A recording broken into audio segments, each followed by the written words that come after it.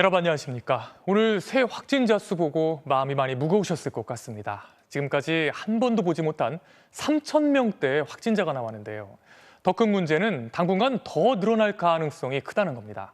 먼저 확진자 상황 알아보고 언제쯤 일상으로 돌아갈 수 있을지 짚어보겠습니다.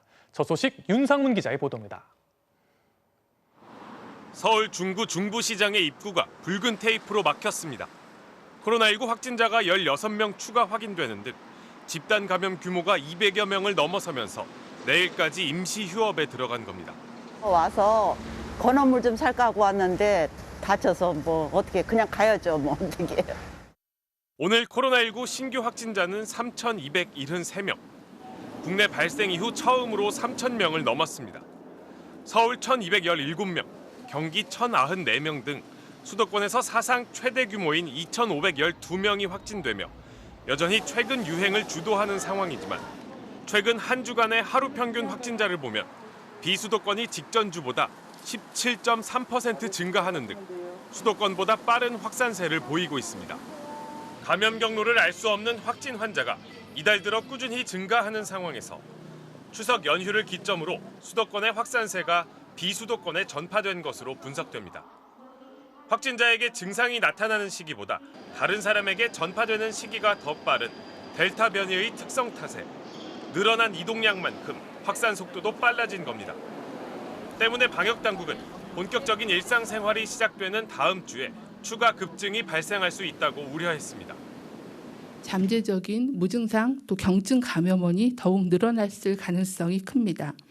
그 여파로 향후 1, 2주간은 확진자가 크게 증가할 수 있고 방역당국은 백신 접종 완료율 70%에 도달하는 다음 달 말까지 철저한 방역을 유지해야 한다며 방역수칙 준수에 적극 협조해달라고 강조했습니다. MBC 뉴스 윤상문입니다. 확진자는 왜 이렇게 급증하고 있는 걸까요? 우선 추석 연휴를 전후해 사람들의 이동이 늘고 사적 모임이 많아진 게 큰 이유로 꼽힙니다. 그럼 앞으로 사회적 거리 두기는 어떻게 될까요? 김수근 기자가 취재했습니다. 지난 3일 정부는 수도권 4단계, 비수도권 3단계 거리 두기를 한 달 연장하면서도 사적 모임 기준을 일부 완화했습니다. 예방접종 완료자를 포함해 당초 4명이었던 사적 모임 가능 인원을 6명으로 늘렸고 추석 연휴 기간에는 8명까지 가족 모임을 허용했습니다. 그러나 오늘 긴급 브리핑을 연 방역당국은 이 같은 조치가 추석 연휴 이후 확산세에 영향을 줬다고 분석했습니다. 저희가 9월 초에 거리 두기를 좀 조정하면서 사적 모임의 규모를 확대를 했습니다. 사람 간의 접촉이 많아지면 그에 따라서 당연히 전파가 늘어나고 실제 인구 이동량도 지난달 말부터 급증해 추석 연휴 때는 코로나19 발생 초기보다 12%나 더 높게 나타났습니다. 4차 대유행 시작 무렵의 이동량으로 돌아간 수준입니다. 방역당국은 급증한 사적 모임과 이동량을 빨리 줄이지 않으면 추가 확산이 우려된다며 향후 2주간은 사적 모임을 연기하거나 취소해달라고 요청했습니다. 10월 초 개천절과 한글날 대체 휴일로 각각 3일간의 연휴가 있어 이동량이 또다시 급증할 우려가 있기 때문입니다. 방역당국은 또한 마스크를 쓰기 힘든 다중시설 이용은 자제하고 실내에서는 백신 접종 여부와 관계없이 모두 마스크를 착용해달라고 요청했습니다. 또 다음 주 일상 복귀를 앞둔 사람은 조금이라도 코로나19 증상이 의심되면 출근이나 등교를 하지 말고 즉시 검사를 받고 백신 미접종자는 백신을 접종해달라고 당부했습니다. 예방접종은 코로나19 감염의 최선의 예방 방법입니다. 잔여 백신을 활용해서 언제든지 접종이 가능하고 방역당국은 최근 집단 감염이 발생한 전통시장과 의료기관에 대해서도 특별 방역 점검을 실시할 계획입니다. MBC 뉴스 김수근입니다. 그럼 우리보다 먼저 코로나와의 공존을 선택한 다른 나라는 상황이 어떨까요? 백신 2차 접종률이 80%가 넘는 싱가포르 역시 새 확진자가 최다를 기록했습니다. 결국 다시 방역 수칙을 강화하기로 했는데요. 코로나와의 공존이 참 쉽지 않은 것 같습니다. 김정원 기자의 보도입니다. 어제 싱가포르의 하루 신규 확진자는 1,650명. 코로나19 사태가 시작된 이후 가장 많은 수치입니다. 인구 570만 명의 싱가포르에서 나흘 연속 1,000명 넘는 확진자가 쏟아지고 있습니다.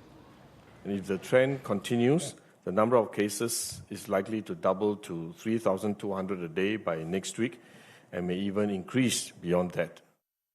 석 달 전 싱가포르 정부는 코로나와 함께 살 수밖에 없다며 이른바 위드 코로나를 선언했습니다. 전염력 강한 델타 변이 출현으로 확진자 발생을 완전히 막는 건 사실상 불가능한 상황에서 위중증 환자 관리에 집중하겠다는 겁니다. Expect COVID-19 to disappear. It will remain with humankind. We'll have to learn to carry on with our lives, even with a virus in our midst. 80%가 넘는 백신 2차 접종률과 독감 수준의 낮은 사망률도 방역 완화의 근거가 됐습니다.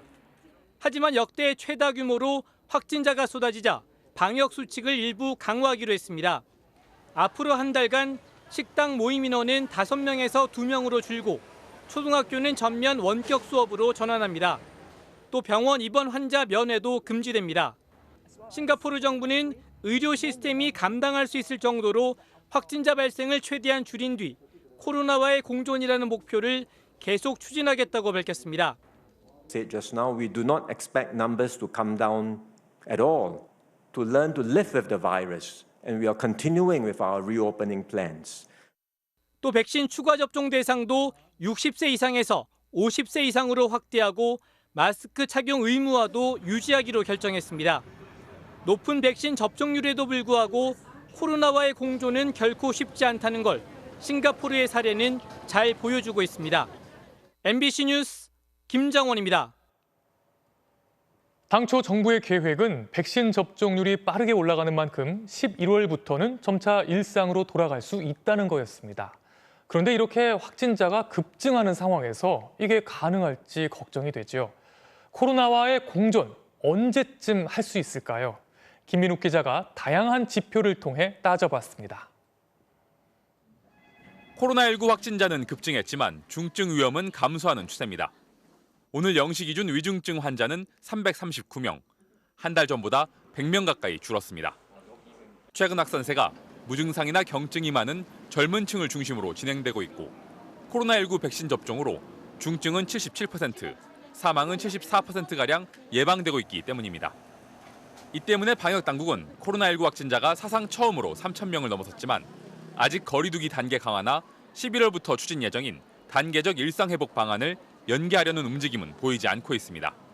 발생 규모, 그리고 또 의료 대응 체계가 어느 정도 감당할 수 있는지 이런 요인들을 다음 주까지는 보고 판단을 해야 되는 그런 상황으로. 하지만 최근 확산세가 급증하며 방역당국이 고려해야 하는 요인이 많아지는 것도 사실입니다.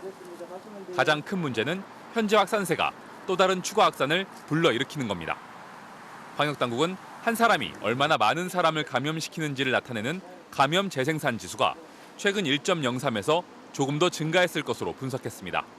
현재의 추세라고 하면 3,000명대 이상의 확진자가 나올 가능성이 있다라고 판단하고 있습니다. 이처럼 확진자가 증가하면 의료 대응 체계에도 부담이 커집니다.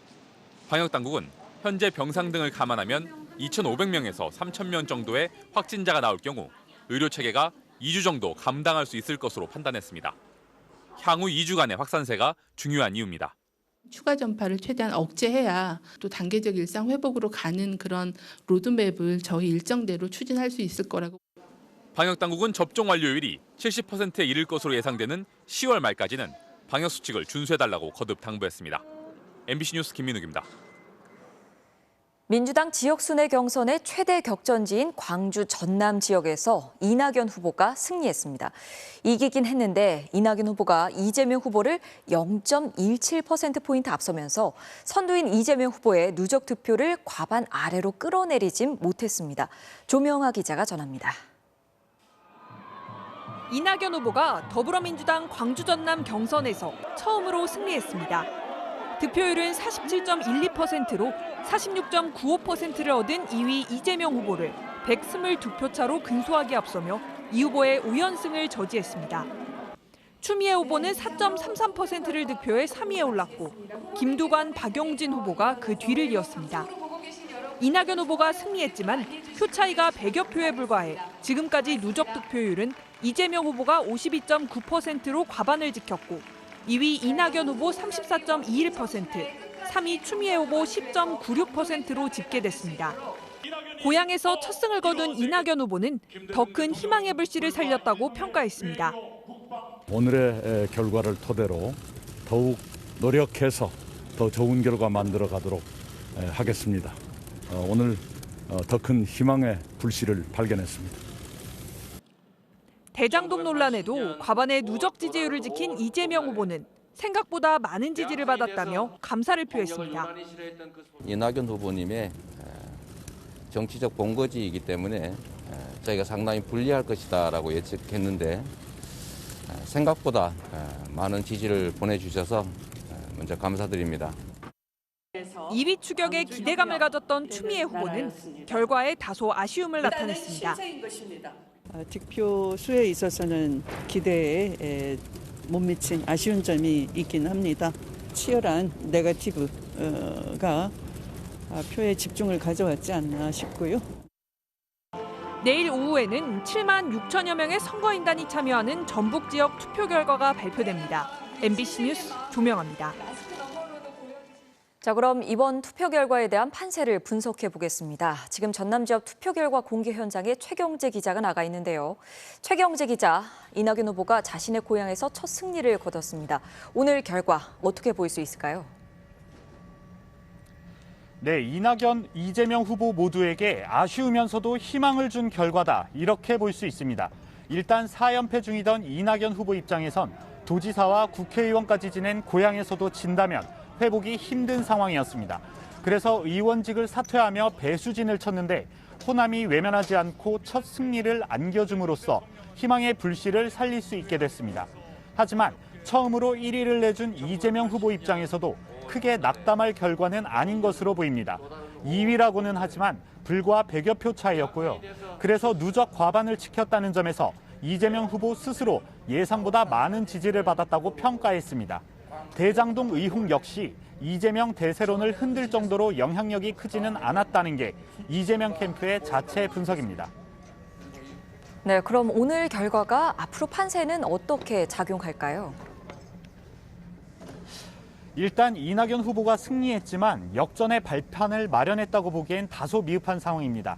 다음 달 10일까지 전국 순회 경선에서 과반을 득표하는 후보가 없으면 1, 2위 후보가 결선 투표를 치르는데 오늘 경선에서 이낙연 후보가 격차를 많이 좁히진 못했기 때문입니다. 현재 상황이라면 이낙연 후보의 목표대로 결선 투표가 치러질 수 있을지 장담하기 어렵습니다. 반면에 이재명 후보도 더 이상 대세론이 흔들리지 않으려면 당장 내일 전북 경선에서 다시 1위를 탈환해야 하는 과제를 떠안았습니다. 이와 관련해 이재명 후보는 토지 불로소득 환수제도 마련에 박차를 가하겠다며 대장동 의혹 정면 돌파 의지를 다졌고 이낙연 후보는 후보들의 진면목이 서서히 가려지고 있다며 반격의 고삐를 당겼습니다. 결국 내일 전북 경선에서 누가 1위를 차지하냐에 따라 이재명 굳히기냐, 이낙연 뒤집기냐의 흐름이 다시 한번 가려질 것으로 보입니다. 지금까지 광주 김대중 컨벤션 센터에서 MBC 뉴스 최경재입니다. 야권에선 공약 표절 논란을 두고 윤석열과 유승민 두 후보의 날선 공방이 이어졌습니다. 윤 후보 측은 유승민 후보가 악의적 흑색 선전을 하고 있다며 반격에 나섰고 유승민 후보는 공약을 뺏긴 윤석열 후보가 잘못도 시인하지 않고 입만 열면 실수라며 거듭 비판했습니다. 김지경 기자입니다.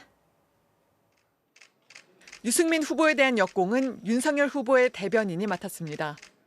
김병민 대변인은 군 복무자 주택 청약 가점제 공약은 윤 캠프에서 직접 청년들과 간담회를 갖고 마련한 정책이라며 공약 베끼기 공격은 악의적 정치 공세라고 반박했습니다. 또 유승민 후보는 19대 대선에서 최저임금 10,000원을 공약했다며 당시 유 후보는 문재인 후보를 표절한 거냐고 따졌습니다. 나아가 김 대변인은 유승민 후보의 딸 문제까지 거론했습니다. 할아버지 용돈으로 2억여 원을 장만했다는 장녀의 재산 형성 과정에 대해 유 후보는 어떤 입장이냐면서 청년 세대의 좌절감을 안겨줬던 유 후보가 청년 주택 문제에 공감하고 있기는 한 거냐고 반문했습니다. 유승민 후보 측은 최저임금 공약에 대해서는 이미 공개 사과를 했다면서 잘못을 시인하는 게 보수의 기본 자세임을 윤 전 총장도 잊지 말라고 반박했습니다. 또 청약통장 발언 등 잇따른 실언 논란과 관련해 윤 전 총장은 입만 열면 말실수를 하는 준비 안 된 후보라고 거듭 비판했습니다. 입만 열면 계속 지금 실수고 그게 단순한 말 실수가 아니고 그분의 철학에 배어 있는 거 아니었나. 그게 평소에 살아온 게 그렇게 준비가 안 돼 있었던 분 아니냐. 홍준표 후보도 윤 전 총장이 공약을 베끼면서 제대로 이해도 하지 못했다고 꼬집었습니다. 베끼는 거는 좋은데 소화가 안 되니까 집이 없어서 청약 통장을 만들 일이 없었다. 그런 어처구니 없는 말을 하게 되죠. 윤 전 총장의 실언과 준비 부족을 부각시키려는 다른 후보들의 공격이 거세지는 가운데 내일로 예정된 3차 토론회에서도 치열한 공방이 예상됩니다. MBC 뉴스 김지경입니다. 오늘 오전 인천 앞바다에서 낚시를 하던 남성 4명이 탄 레저보트가 침수됐습니다. 다행히 근처에 있던 낚싯배의 도움으로 모두 무사히 구조됐습니다. 대전에서는 한 농원 비닐하우스에서 불이 났습니다. 사건 사고 소식 고재민 기자입니다. 오늘 아침 인천 앞바다. 흰색 레저보트가 반쯤 물에 잠겼습니다. 해경대원 여러 명이 달라붙어 침수된 보트를 끌어올리느라 안간힘을 쓰고 있습니다. 현재 침수 레저보트 잠수 펌프 이용하여 제출 중에 있어요. 친구들끼리 레저보트를 타고 낚시 중이던 남성 4명은 갑자기 배가 가라앉기 시작하자 해경에 구조를 요청했습니다.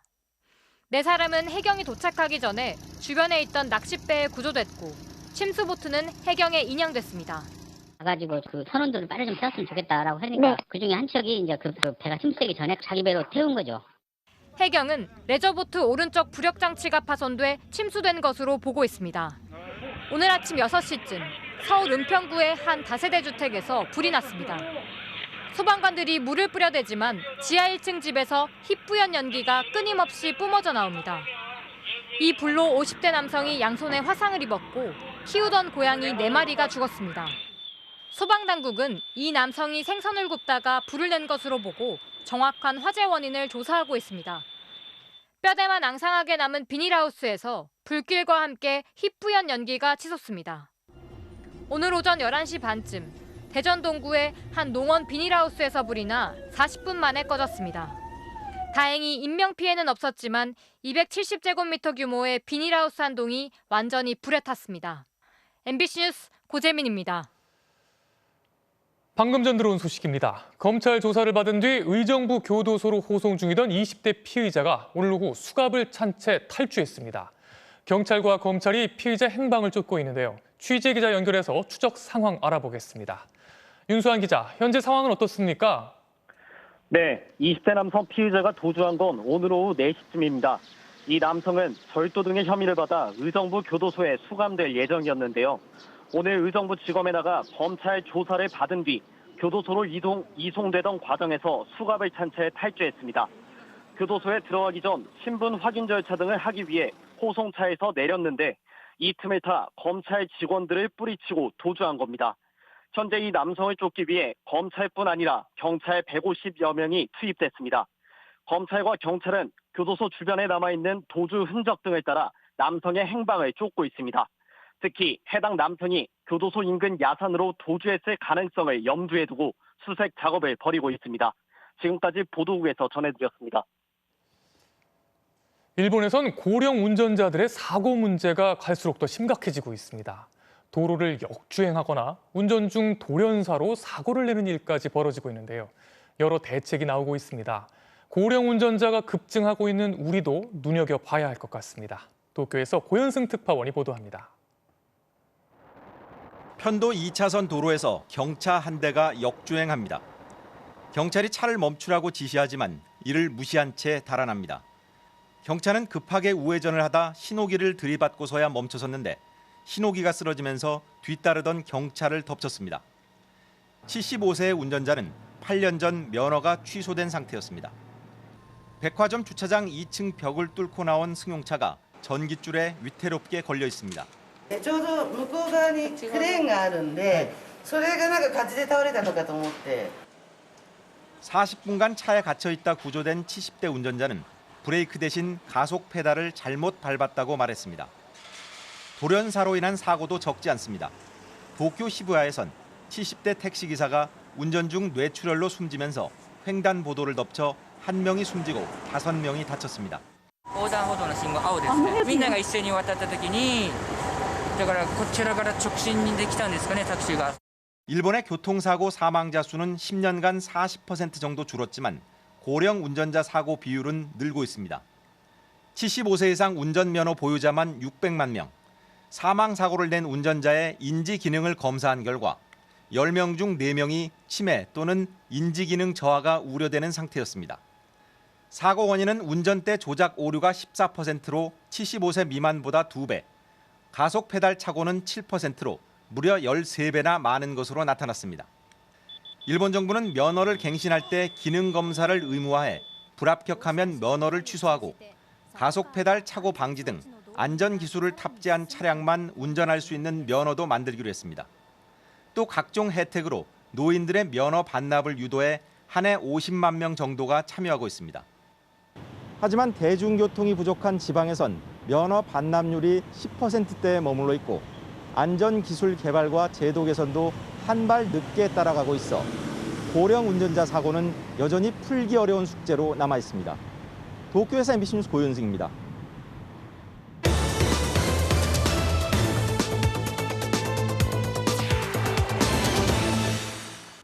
길 위에 답이 있다 로드맨입니다.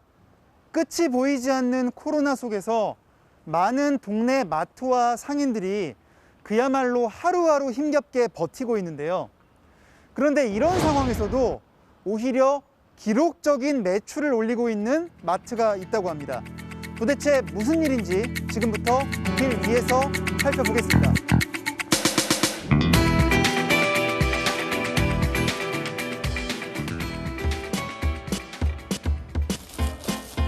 김치, 포도, 휴지, 치약, 우유. 근데 우유가 차갑습니다, 이게. 바로 그 마트가 이 안에 들어있다고 하거든요. 저희 집 앞에 있는 마트보다 물건이 많은 것 같아요. 근데 뭐 기본적으로는 과자, 라면, 조미료, 육아용품, 국, 찌개, 탕, 김치, 반찬, 과일, 채소, 샐러드, 계란. 뭐 손가락 5개로 안 돼요. 제가 지금 골고루 담아봤거든요. 얼마 만에 오는지 주문을 한번 해보겠습니다, 지금 저희가 10시 23분에 주문했는데 11시 되기 전에 거의 도착을 했거든요. 안녕하세요. 혹시 마트에서 오신 거죠? 또 어디서 온 거죠? 연희동. 연희동에서.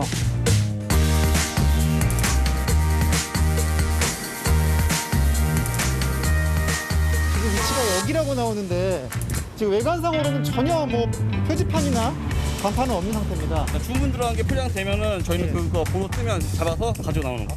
일반 마트에서 판매되는 그런 제품 대부분 있는 걸로 알고 있어요. 아이스크림 이런 건 냉동고가 있어야 될 거 아니에요? 아이스크림도 있어요. 창고만 있다고 봐야 되죠. 그러니까 막 사람들이 들어가서 사는 게 아니니까. 시간은 보통 코스가 잘 맞고 가까우면은 뭐 10분 만에 새 집도 하고요. 자, 이길 배송, 새벽 배송에 이어 이제는 퀵 서비스처럼 15분 만에 장을 봐 가져다주는 퀵커머스가 급성장하고 있습니다.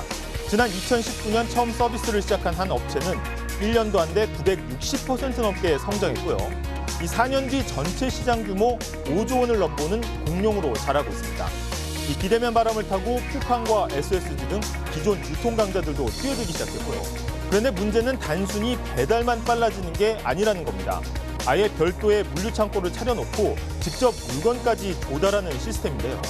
직영 창고를 온라인 배송의 거점으로 쓰면서 배달비는 물론 유통마진까지 독식하고 있는 겁니다. 업체들은 틈새 시장을 개척했다고는 하지만 생필품부터 문구류, 신선식품까지 동네 슈퍼마켓과 상품이 일치합니다. 온라인의 모습을 한 또 다른 대형마트, 지금 어디까지 와 있을까요? 오토바이가 너무 시끄러워요. 오토바이들이 막 말도 못해, 말도 못해. 이렇게 뺑 둘러서 이렇게 놓는 거야, 아마. 물류센터가 골목길까지 이제 들어와 버렸어요. 그러니까 그건 안 되는 거 아니에요? 아니 근데 어머니 머리하러 오셨는데 오토바이 얘기하시니까 막 고개를 막 끄덕이시네요. 그러면 여기 하루 많이 왔다 갔다 하는데 네. 오토바이 때문에 위험해요.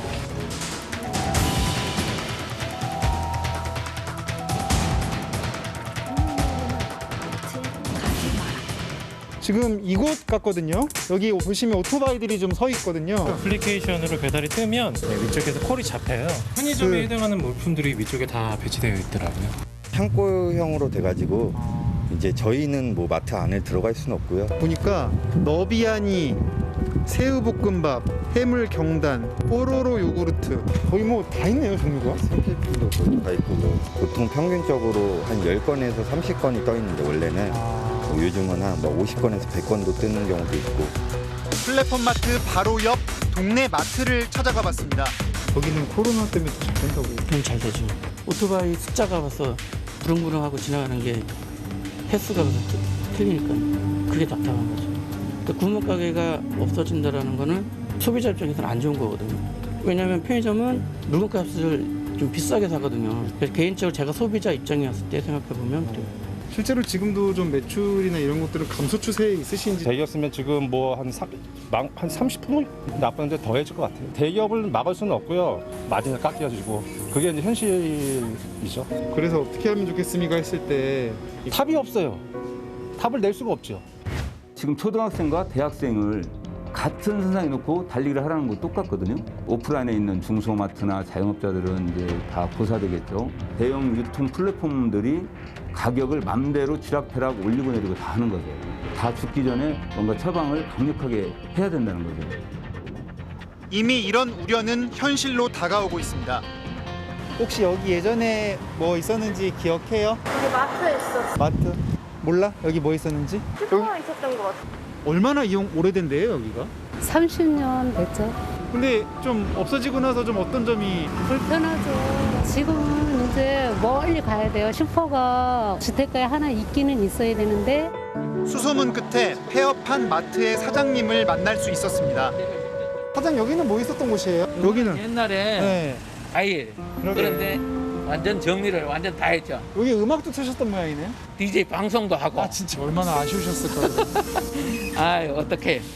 그러게. 우리 전부 다 여기는 동네 고객이잖아요. 정말 가족처럼 아끼고 했는. 숟가락 몇 개인지 다 아꼈는데 이 막상 떠나려고 하니까 마음적으로는 아프지만은 속으로는 울지만 그만뒀죠. 연세 드신 분들, 할머니 많은 얘기를 하셔야 어딜 가나. 이 코로나부터는 정말 손님이 확실히 좀 많이 줄었죠. 여북하면 그만뒀겠습니까? 코로나 끝나면 다시 나아지겠지. 그렇지는 이제는 않을 것 같아요. 이제 슈퍼는 이제 다시 돌아오질 않을 것 같습니다. 지금은 없어지면 없어졌지.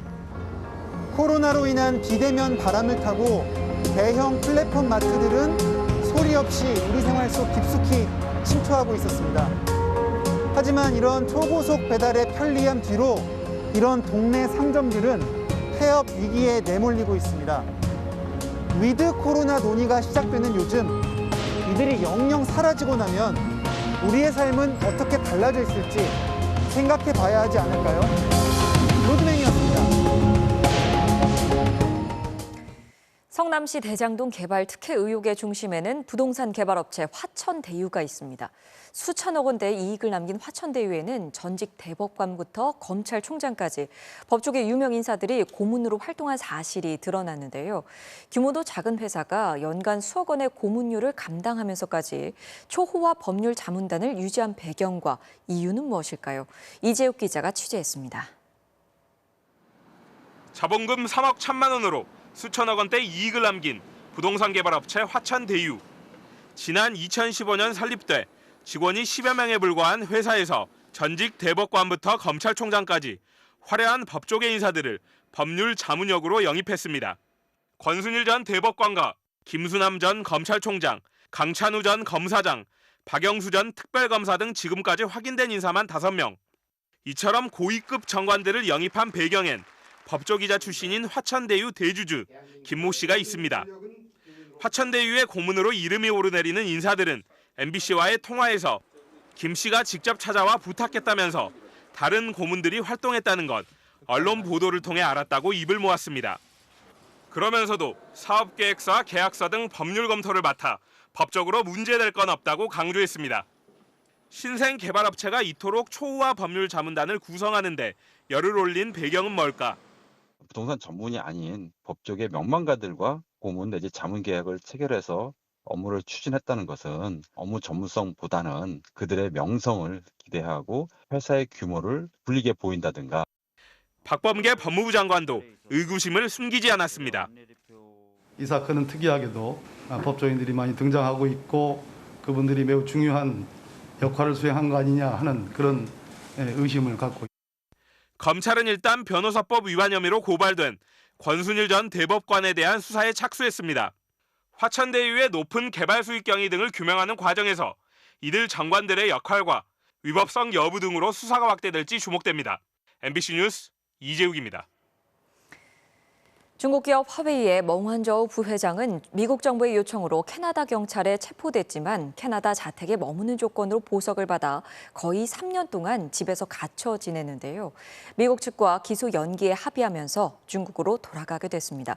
미중 갈등이 해소되는 계기가 될 수 있을지 주목됩니다. 서희연 기자입니다. 석방 결정 후 열린 기자회견에서 멍환저우 부회장은 그동안 자신의 삶이 엉망이 됐다고 밝혔습니다. Over the past 3 years, my life has been turned upside down as a mother, a wife, and a company executive. 석방 결정이 나자마자 멍 부회장은 중국행 비행기에 몸을 실었습니다. 캐나다 자택에서 갇혀 지낸 지 2년 9개월 만에 자유의 몸이 된 겁니다. 2018년 2월 멍 부회장은 밴쿠버 공항에서 미국 정부의 요청을 받은 캐나다 경찰에 체포됐습니다. 멍 부회장이 이란의 통신 장비를 수출하기 위해 홍콩의 위장 회사를 활용하는 등 미국의 대이란 제재를 위반했다는 겁니다. 미국은 멍 부회장을 넘겨달라고 캐나다에 요청했지만 부회장 측이 이를 막아달라며 소송을 냈고 밴쿠버 자택에 머무르는 조건으로 보석 허가를 받았습니다. 멍 부회장이 체포되자 중국은 캐나다인 2명을 간첩 혐의로 체포하는 등 미중 갈등의 불똥은 캐나다로도 튀었습니다. 미국 법무부와의 합의로 멍 부회장이 풀려나자 중국 역시 곧바로 캐나다인 2명을 석방했습니다. The aircraft carrying Michael Kovrig and Michael Spavor left Chinese airspace and they're on their way home. These two men have gone through an unbelievably difficult ordeal. 화웨이 창업자 겸 CEO의 딸인 멍 부회장의 체포는 첨단 기술을 둘러싼 미중 갈등의 대표적인 사례로 꼽혀왔습니다. 이번 석방이 미중 관계 회복의 돌파구가 될 수 있다는 관측이 제기되고 있지만 미국이 화웨이 회사 측에 대해서는 법정 공방을 계속 벌이겠다는 방침이어서 낙관하기엔 이르다는 전망도 나옵니다. MBC 뉴스 서혜연입니다. 토요일 밤 스포츠 뉴스입니다. 양궁 대표팀이 도쿄올림픽에 이어 세계선수권에서도 단체전 3종목을 석권하며 세계 최강의 기량을 재확인했습니다. 박주린 기자입니다. 멕시코와의 여자 단체 결승전. 대표팀은 1세트를 내주며 불안하게 출발했지만 2, 3세트를 내리따내며 역전에 성공했습니다. 그리고 4세트. 안산의 화살이 8점에 꽂혔지만 곧바로 강채영이 10점에 꽂아 넣으며 점수를 만회했고 장민희가 마지막 9점짜리 화살로 승부를 결정지었습니다. 지난 대회 결승에서 아쉽게 패했던 여자 대표팀은 4년 만에 정상에 복귀하며 자존심을 회복했습니다. 2등을 하고 나서 여기서 또 우승을 하게 돼서 너무 행복하고 다시 저희의 모습을 보여준 것 같아서 너무 기쁩니다. 남자 대표팀도 압도적이었습니다.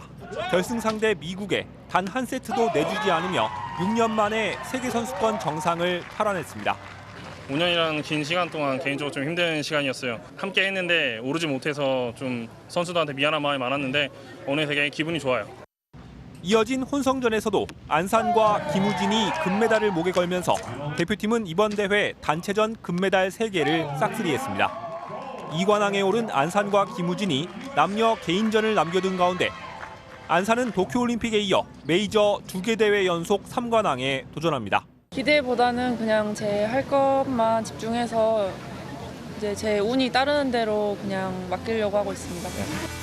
도쿄올림픽의 기세를 이어가고 있는 대표팀이 개인전마저 재패한다면 한국 양궁은 2009년 이후 12년 만에 전 종목 석권의 위협을 달성하게 됩니다. MBC 뉴스 박주린입니다. 프로축구에선 제주가 올 시즌 팀 최다인 4골을 폭발시키며 5위로 도약했습니다. 이명노 기자입니다. 파이널 A 진입을 노리는 양팀은 초반부터 공격적으로 나섰습니다. 먼저 기세를 올린 건 제주였습니다. 전반 21분 제르소가 개인기로 수비를 제치고 깔끔한 선제골을 터뜨렸습니다. 골키퍼 이창근의 잇따른 선방으로 한껏 기세가 오른 제주는 주전 골키퍼 강현무가 부상으로 빠진 포항을 정신없이 몰아붙였습니다. 전반 36분 박원재가 좁은 각도에서 추가골을 만들어냈고 2분 뒤엔 이적생 이정문의 슈팅이 골키퍼 다리에 맞고 들어갔습니다. 비록 골키퍼 자책골로 기록됐지만 주 포지션 수비수에서 최전방 공격수로 깜짝 변신한 이정문의 존재감이 돋보였습니다. 후반 김봉수의 추가골까지 더한 제주는 올 시즌 팀의 한 경기 최다골을 기록했고 막판 2골을 만회하는 데 그친 포항에 4대2 승리를 거뒀습니다. 제주가 단숨에 5위로 도약하며 파이널 A 진입에 기대감을 키운 반면 포항은 3연패에 빠졌습니다. 선두 울산은 이동준 덕에 울다 웃었습니다. 전반 페널티킥을 실축한 이동준은 후반 감각적인 헤더 결승골을 터뜨린 뒤 팬들에게 속죄의 세레머니를 펼쳤습니다. MBC 뉴스 이명노입니다. 분데스리가 6경기 무패 경기당 3골이 넘는 막강 활약. 올 시즌도 변함없는 뮌헨 이야기로 톱플레이 출발합니다. 전반 10분인데요. 측면에서 크로스가 그대로 골! 노장 밀러의 선제골로 앞서가는 뮌헨. 이번엔 밖으로 내주고 슛! 들어갑니다. 키미히의 기막힌 논스톱 슈팅. 후반 상대 자책골을 더해 3대1로 승리한 뮌헨. 5승 1무를 거두는 동안 경기당 3.8득점의 무시무시한 공격력인데요. 10시즌 연속 리그 우승 도전 벌써 제대로 시동이 걸렸네요. 자, 이번엔 포르투갈 리그입니다. 중앙선 부근에서 공을 가로챘는데요. 한 명 제치고 지체 없이 슛을 날리는데 이야, 이게 들어가는군요. 순간적인 판단력에 정확한 킥까지. 골키퍼가 몸을 날려봤지만 소용없었네요. 함부로 골문을 비운 대가를 톡톡히 치렀습니다. 마지막은 골프 라이더컵입니다. 그린 옆 언덕 아래로 굴러가버린 티샷. 거의 90도 수직 경사에 홀이 제대로 보이지도 않는 위치인데요. 세컨샷을 그냥 시도하나요? 힘겹게 쳐낸 뒤 중심을 잃고 언덕 아래로 내달린 조던 스피스. 그런데 공은 우와, 이렇게 홀 가까이에 붙입니다. 불가능을 가능으로 만든 칩샷이었네요. 지금까지 톱플레이였습니다.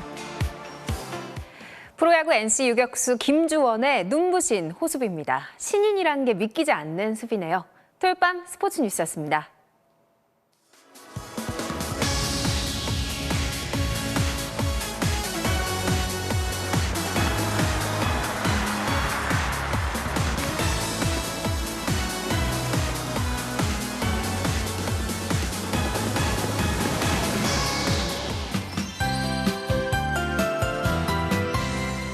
쾌청한 날씨는 아니지만 완연한 가을을 느끼기에 퍽 좋은 하루였죠.